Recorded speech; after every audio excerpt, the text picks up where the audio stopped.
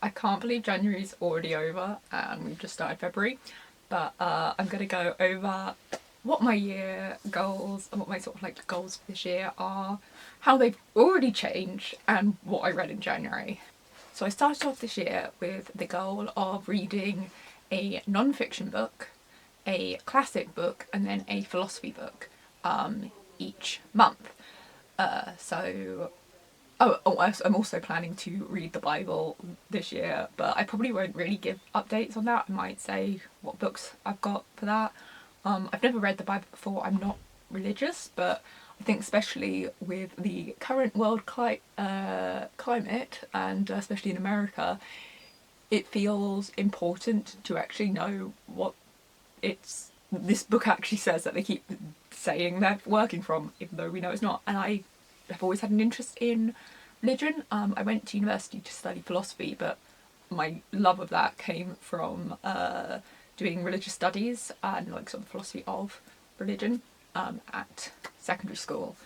So that's why I'm doing that. But so I set out with those three things because they're all things that I am interested in, and I find that I don't actually read as much of as I want to. It's quite stressful and like hard to start because they're slightly more challenging than what I normally read. And I have already changed that goal because I got to the end of the month and when I achieved it, but I kind of felt like I was going, well, once I finish reading these three things, then I get to do fun reading. And my reading is supposed to be fun anyway. So I have changed it, I've altered it slightly. So my goal now is to read 6 classics, so one every like 2 months, so I don't have to think, oh well, am I going to be able to get through this in a month? 12 non-fictions, so I'm sort of getting rid of the philosophy element, but I'm bearing it in mind that yeah, I can read whatever non-fictions I want, but I do want to be reading philosophy. And I'm also doing a StoryGraph book bingo. If I remember, I will link the post that sort of talks about it initially. It was from Tumblr. My friend showed it to me at our New Year's party because we're very cool like that. And we just talked about books for like 2 hours. But it's a nice thing because we don't see each other very much. Knowing we're both doing the same challenge, even if we're not reading the same books and anything, just a nice way to feel a bit connected. I am also trying to do Lala Reed's buzzword, and so it's keyword, like title word and cover challenge. But those are just sort of if I feel like it, I'm not considering them part of my goal. I do them in red if they're a goal book. So the ones that I do for that challenge, I'm not, now there you can see a bit of the colour. I'm just sort of doing red line rather than actually doing half the line in the red, which I'm doing for the others. And that's kind of what I'm doing, yeah. So yeah, 6 classics, 12 non-fictions, StoryGraph book bingo. But I'm hopefully about to start a new job and stuff, and I just want reading to be fun. That's kind of like, I haven't set myself a book goal this year. Last year I read 115 books or something. The year before that 140. This year, if I read 20 and that's all I manage, I'm going to be like, yeah, that's fine, cool. Yeah. So, what did I read this month? I started off the year because last year I read *Muddled* as my first book of the year, and the year before that it was my second book of the year. I decided, it's kind of like, you know, when you scribble on the front, the first page of a notebook, so you take the pressure off yourself. I read another *Mills and Boon*. It's my first book of the year, and it was awful. For people who don't know what *Mills and Boon* are, they're kind of like the American equivalent is a Harlequin. They are trashy old lady erotica, is what I used to call them when I worked in a library. Not the trashy, but I used to say that old lady erotica. They're just really like cliche romance books that are supposed to be easy reading, and they are. I read Claiming His Cinderella Secretary by Kathy Williams. I've read her before because there's a couple of really prominent authors in Mills and Boon, and they were fine. This one, however, was actually awful. Like, I am willing to put up with a lot of unrealistic, stupid stuff. This doesn't work in the real world. In the real world, this would be toxic or whatever. But in this one, he took his secretary. They were on a boat. They dropped people off. And then he took his secretary alone back out on the boat to profess that he'd had feelings for her and he wanted to have a fling with her. He hadn't he hadn't been like a long burning like love. He just decided, actually, I'm into her and I think we could have fun. You've taken her out into the middle of the ocean. She can't, like, she wouldn't feel safe to say no.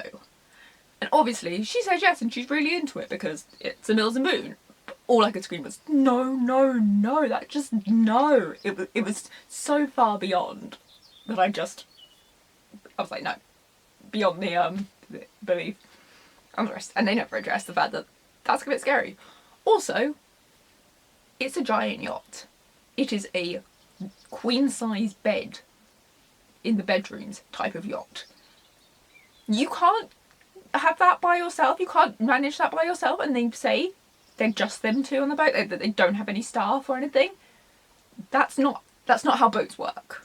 Like, I've never been on a yacht, surprisingly. I've never really been on a boat except for a ferry. And I know that, but it's not how anything works. That's not how a safe relationship when you've already got a power imbalance works. That is not how having a boat worked. It was so infuriating. So I think it's the only Mills and Boon I've ever given like 1 star. Admittedly, another one which I didn't finish, which I would have given 1 star, I immediately stopped reading because a black guy described his actual biological sister as his chocolate sister. It was published in like 2022. I thought we'd gotten over referring to black people by food. And it felt really, really sexual, which also just shows how objectifying referring to people like that. Yeah. So, terrible start to the year. It can only go up from here. Unless I don't know, reread Haunting Adelaide or something. My second book of the year was Super Frog Saves Tokyo by Haruki Makarumi. I obviously have heard of the author like so often, and they're always really big books, and then I saw this tiny little one that looked really cute and I was like, well, I guess that's an accessible way to start his writing. It was okay. It was a story. It was an okay story. It felt like almost like a grown-up picture book. The art was really nice. I borrowed it from the library. I don't think I'd borrow it from the library again, but if I found it in a charity shop, I probably would buy it because it was like a nice experience, even if the story was a 2-star story. So overall it's like a 3.5 just because it felt really, I don't know, like holistically nice. So I read that. Then I read my non-fiction, which was The Dead of Winter. I actually started this in December around Christmas because it's all about sort of the dark side of Christmas traditions, ghosts, Krampus, monsters. It was mostly focused on like English Christian and Christmas traditions, but it also covered quite a lot of like sort of more northern Europe traditions. And it was really interesting. It felt like she cited a lot of sources, which I feel is very important when you come to something where there's a lot of misinformation about, oh, this is an old pagan ritual. No, it's not. They just started it in the, whatever year. Oh, this has been going back for centuries. Started in the 1800s, not that old. But it was so cool. I really, really enjoyed it. I felt like I learnt a lot. And even though it was all about the dark and scary sides, it was really actually about the community of Christmas, about like that coming together as a community to do activities, and how we've kind of lost a lot of that as a sort of the Victorian family enclosed Christmas started up. So I really enjoyed it. Obviously reading it and finishing it in January when Christmas had already passed was a little bit, but admittedly it covered like from December through to like almost February with some of the stuff. And yeah, that was a 5 out of 5. 5 out of 5 would recommend, would read again. The next one I was really hoping I would love, and I really hated. No, hate's too strong a word, but it was Goodnight Steve McQueen by Louise Weiner. It's an English name, so I'm not that fussed about the fact I can't pronounce it. I have had this book in my room for over a year. It was lent to me by a friend, and he said, whenever you have time, it's one of my favourite books, whenever you have time to get around to it. I finally read it, and I don't like it. I would say a compliment sandwich. I'll start with something good. It had a really realistic voice. It's sort of early 30s, I think he's early. Oh no, 29. So a British guy from like London, and that felt really realistic. As someone who knows guys like this, it's a really realistic voice. But he was so selfish. He was so selfish throughout, and it felt like it was leading to something. He has basically been told he's got 6 months to get his shit together by his girlfriend. And she's off to Belgium for work, and she'll be back in 6 months. And she really needs to see him, you know, making progress, because she's tired of having to pay more than half the rent. She's tired of him only working a part-time job. She just wants a partner, not like an obligation. He takes that to mean, well, I've been trying to make this band work for over a decade. I've got 6 months to finally make it happen. Dun dun dun. And things unfurl from there. Obviously, the message is, actually, you can still keep trying to do this, but you need to grow up. You're being really selfish. The actual lesson was, the universe will come together and cosmically make it work out for you, and you'll get to be famous. It got so close to getting to the point, and it felt like she chickened out. She felt like, no, he needs to succeed at the end. So, yeah, I will say, I love the writing style. It made me laugh throughout. And I don't mind normally hating the main character, but normally if I hate the main character, it's a woman, and I think maybe I'm just like really biased and just am annoyed and too much about entitled men, because I was just like, I have no patience for this selfish little bitch. My philosophy book this month was, even though I'm not reading philosophy books I am reading philosophy books, I'm not setting that as a goal moving forwards. I did actually do all three of my sort of goals for this month. And I read The Beginner's Guide to Stoicism. I say read, I listened to an audiobook of it. It was by Matthew Van Neta, and I possibly shouldn't have listened to it as an audiobook. I do think it's one of those books where I think probably philosophy in general benefits from having the time to pause and take stock and have a think about how you feel about what's being said. Like, do you actually agree with this idea, especially when it's more of like a attitude towards life sort of philosophy.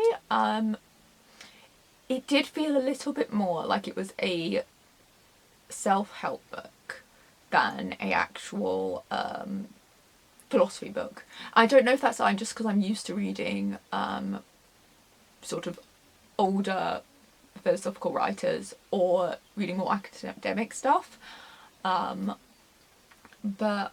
I don't think that's necessarily a bad thing. It just meant it was a bit unexpected. I think it was a good introduction, and I really appreciated how much he put citations for, he was pulling from older works.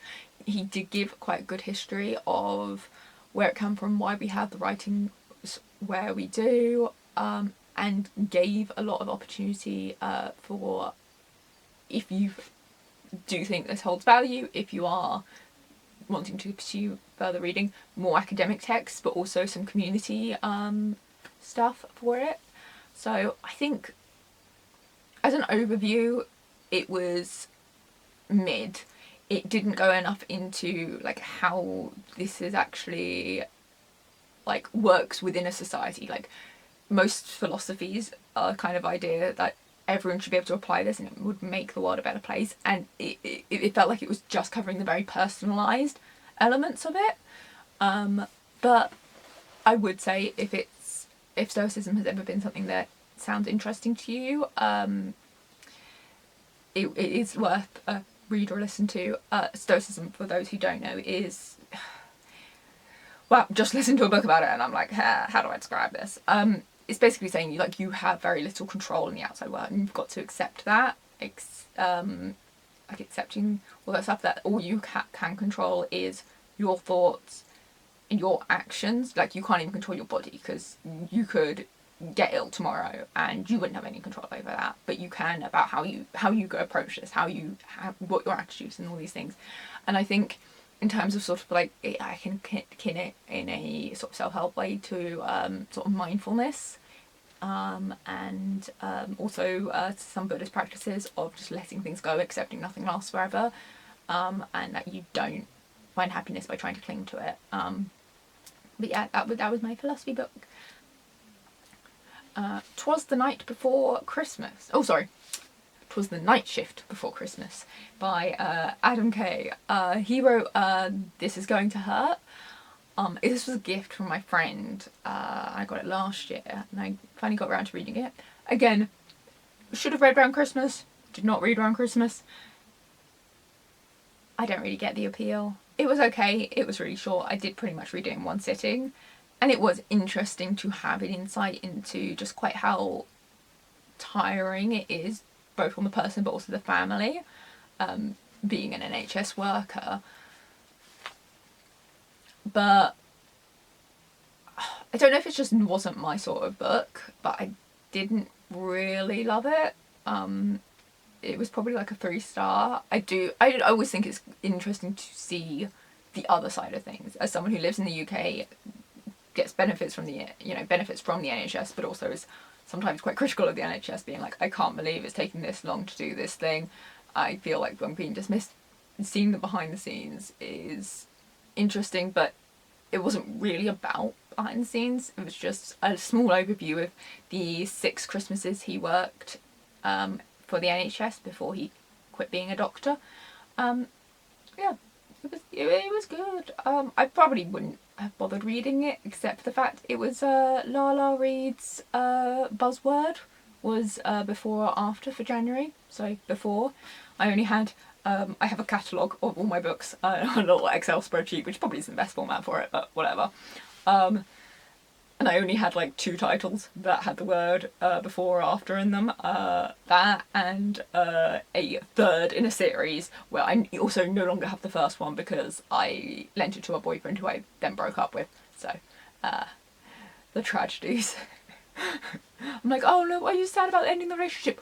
Yes! I left a soft toy polar bear in a book there! And my classic, which was probably actually like one of my best books this month,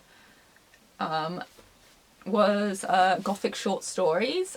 I've had this book for over 15 years. Well, over 15 years actually.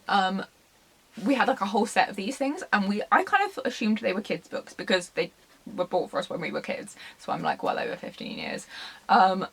They are not. This is a collection of adult horror, gothic horror, really. Stories starting really from like the origin of gothic short stories all through to like the early 1900s. I would question. I don't love the fact it's done chronologically rather than sort of more thematically, so they tie in together. But it was wonderful. It truly actually was a really great overview of all the different types of ones. They had some like well-known authors, Edgar Allan Poe, Sir Walter Scott, Charles Dickens, and everyone. And then also people I've never heard of before. I liked some. I was kind of like, I could take it and leave it on some of the others. I don't know. It's one of those things where I'm like, should I go through each individual one and say what I liked or didn't like? Probably not, because my brain is not here today. But it was interesting to me looking back over it after I sort of like noted down which ones I enjoyed, seeing sort of the theme of like humanity through them, like which ones I enjoyed, and they were the more female focused ones or the more sort of the horror is people itself kind of ones. But yeah, so I actually will keep an eye out for these Wordsworth edition books, because we gave them all away. We literally had them all, and I think we kept this one, I kept this one, and we kept the science fiction one. But apart from that, we got rid of them because we were like, I don't want animal short stories aimed at kids. not aimed at kids. I mean, I'm not interested in animal short stories, but it was really, really good, and it was wonderful as well in terms of my goals, because it fulfilled my classics book, it fulfilled my short stories for the book bingo, and it fulfilled Lala Reed's cover photo of internal body parts. Technically, 'Twas the Night Shift Before Christmas also fulfilled that, because it had blood in sort of a stocking shape on the cover. I have that book. It's a book I own. I've already put it into storage with like a little selection of all my Christmas books. So that's the same reason with Dead of Winter, why I don't have that one to show you. The other two were library books. And the only one I have left to talk about, yeah, so technically I finished this yesterday on the 1st of February, so it is slightly cheating and I slightly do not care. It's called Last One Left Alive. It's set in Ireland and it's zombie-y. They're called Strake instead of zombie. And it's again, same way a lot of zombie books are, it's about people. It's about the fear of people, it's about community. It was really good. It was wonderful. It was like this really intimate look at this tiny little family and how they fell apart and how she can come to trust other people after being told you cannot trust other people. It left with space for more story to be told, and I always think that's a good thing. This is her first novel apparently. And she was born and lived in Dublin, which makes sense because the story was set around the sort of Dublin area. But yeah, actually for a first time author then, I will pick up anything else she reads. Her name is Sarah Davis Goff.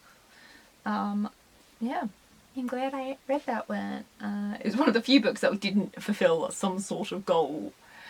And that, yeah, literally that and my Milton Boone were the only ones that aren't in some way a goal book, and that's part of the reason I'm lowering my challenges, because that's a bit silly, admittedly. So I'll go through which ones hit which goals. So Super Frog Saves Tokyo is for the book bingo, a book not originally published in English, or originally published not in English. Can't remember the wording of it because it's Japanese.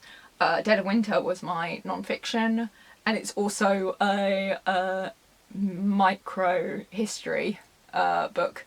So I quite like the fact like I was trying to find ones which kind of hit multiple challenges, because within one challenge you really shouldn't have one that hits multiple ones. On the book bingo it's not really recommended. It's not about, oh, I found one book and it fulfills 4 of the 25 prompts, but between the ones I'm like, oh yes, efficiency. Goodnight Steve McQueen was a book about music, and when I'd first seen that prompt I was like, I don't know, unless I read Chartbreaker by Gillian Cross again, which was like, I've got on my shelf, which was one I really enjoyed as a kid. I don't know if I know and I care to read any books about music. I don't really listen to music. I listen to occasional musicals, but that's it. So, but just so happened I was like, what am I talking about? I don't have any books about music. I have had a book that is about music on my shelf for the last year, promising, I swear I'll read it soon. Beginner's Guide to Stoicism is my philosophy book. Gothic Short Stories was, as I said, classic and body part. Night Shift was before. It's only got a little one because that's the challenge that I'm not that fussed about doing. Yeah. So I feel like I actually did pretty good. Oh, it also does Gothic Short Stories was both a classic and short stories. Very efficient reading. February, oh yeah, for the Bible, I finished Genesis and Exodus. I basically went through, in December I went through the entire Bible of my copy of it, and wrote down how many chapters, how many chapters are in each book, and then did the maths basically to figure out giving each chapter the same amount of weight, even though obviously some are much longer than others, and figuring out a date to have finished each book to finish by the 23rd of December. 23rd of December is just a it was supposed to be by the end of the year, and that's just how rounding worked out. So I finished Genesis and Exodus. I am making some notes.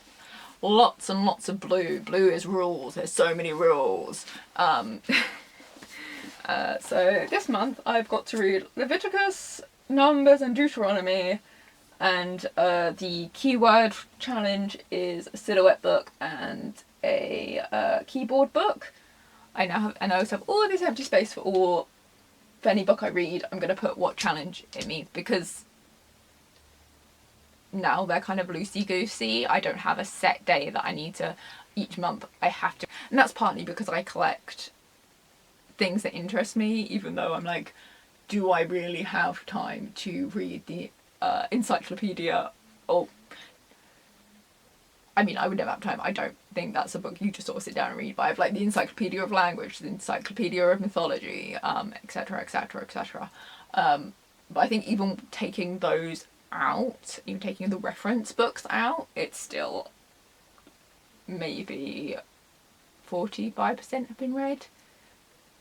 Because I'm a hoarder, and non-fiction is much harder for me to get rid of than fiction. I've been quite good about actually being realistic about what books I need to own the last couple of years, and reading a lot more from the library. I read so much from the library, and also letting a lot of things go, because if it's just sitting in my room to be ignored by me, it could go and actually get read by donating it to the charity shop or to my local library.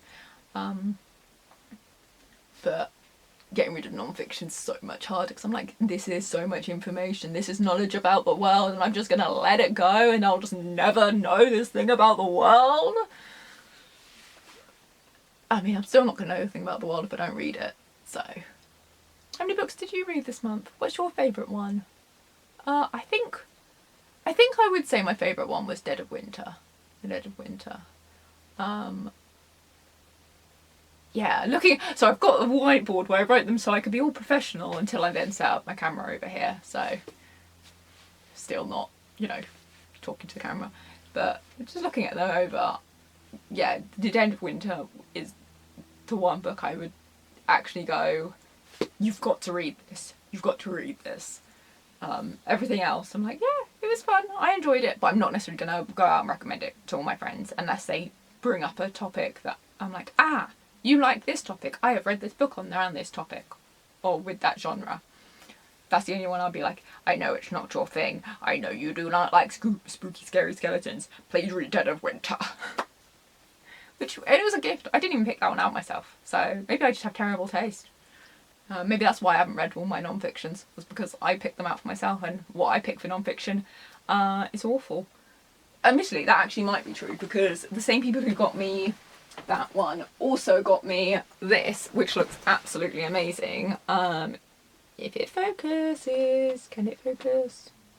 There we go. Monster She Wrote. Women who pioneered horror and speculative fiction, and I'm obsessed with speculative fiction. It's most of what I read, and I'm more and more getting into horror.